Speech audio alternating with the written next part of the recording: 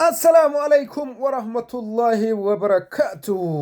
صبر زنم وان أجائبات إثيوبيا بيا غوتا إثيوبيا هوغانسا غوتا إثيوبيا كيسي كمو لويني بولچون قبو غوني قفتي بولچو قبو بيا إثيوبيا جرم تسان كنا في غوتا زبانا كنا غوتا جارا كنا دكتورا بيا أحمد علي مالف جيچا كنا سنين جده nama waan jedharraa of duuban deebine nama ejjannoo isaa of duubarraa deebine nama pilaanii karoorsee akka biyya guddatteetitti biyya saniif tattaafachaa jiru keessaa lakkoofsi tokko taqalaa ministeera Itoophiyaati. Guyyaa kaleessaa pirezidaantiin biyya Masrii Abdul Fattah al-Siisiin dhimma Itoophiyaa irratti kanaan dura qayyii masmariidhaa zarraaf aqaaqii zarraaf qabaa ganna dhiisaa ol utaala gad utaala jechaa turan amma waan haaraa qabatanii dhufanii jiran. Kunis waan ajaa'ibaati. Pirezidaantiin biyya Masrii Abdul Fattah al-Siisi guyyaa kaleessa haasofni inni dubbate ajandaa miidiyaa ta'ee jira. Haasaa guddaa ta'ee jira. Itoophiyaa wajjin rakkoo takkaan barbaannu, Itoophiyaa wajjin humnaan deemuu barbaannu, Itoophiyaa wajjin tigiliin barbaannu, Itoophiyaa wajjin kanu barbaannu diyaaloogii, marii, gatteennee dubbachuu, waliin haasa'uu. Kanaafuyyuu nuti uummata Itoophiyaa waa takka karaa seeraan alaatiin dhiibbaa kamuu godhuu tarkaanfii kamuu fudhachuu yaani humnaan asfaraarra'uu dhiibbaa humnaatiin itti deemu kana gonkumaan barbaannu uummanni Itoophiyaa obboleewwan keenya nuti Itoophiyaa wajji ka barbaannu karaa nagaatiin teennee mari'achuudha jedhe. Tarii maaltu jijjiirame laata? Gabaasa nu kaleessa isin gabaafnee kanaan wal qabata.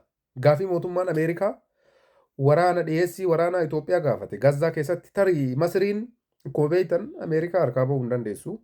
Itoophiyaan Ameerikaa yoo xaqaa jette Masriin hafuuraan baafattu kuni ka beekame. Shakkiin keenya guddaan isa kana. Walumaa galatti wanti kuni pirezidaantii Eertiraa Isiyaas Afwerqiitiif rifaatuu guddaa ta'ee jira. Itoophiyaa wajjin rakkoo takkaan barbaannu. Rakkinna jiru hundaa karaa mariitiin furuu barbaanna. Itoophiyaan obboleewwan keenya kaasatan Dr. Abiyyiin Ahmad gootichi namichi aangoorra jiru kuni humnaan yoo itti deemne taate dura deemuu malee duubatti hin jedhu. Hayyana. Argitee dubbii amma gaafa hoogganaan kee cichee ejjannoo isaatiin duratti jedhe xilaan illee akkana amanee fudhata jechuudha. Siyaasa Afwerqii Abdul Fattah al-Siisi harka jalaa dachaafachaa jira fakkaata. Dubbiin jajjaba kun maal agarsiisa? Haasofni gidduu kana ba'aa jiru mootummaan Ameerikaa Isiyaas Afwerqii aangoo irraa kaasuudhaaf sochiin jalqabe jettu dubbii dhugaatii jechuudha. Kanaaf ammoo Itoophiyaan gahee leencaa taphatti jechuudha. Maal jettan? Maaliif jennaan Isiyaas Afwerqii akka malee manguddoomee jira. Namichi guyyoota muraasa booda waggaa 80 guutaa jechuudha. Kanaaf Eertiraan pirezidaantii haaraa barbaadde ammatti. Kanaaf osoo inni lubbuudhaan jiru akka achirraa kaafamu mariin jalqabeera Ameerikaa keessatti. Walumaa galatti Itoophiyaan injifachaa akka jirtu argisiisa. Abdul Fattah al-Siisiin Itoophiyaa wajjin ka barbaannu humnaan osoo hin taane gatteennee mari'achuudha jedhee jira. Baga hin abbichuu abbaa malaa warri siin jedhe sun dhuguma siin jedhe abbaa injifannooti ati.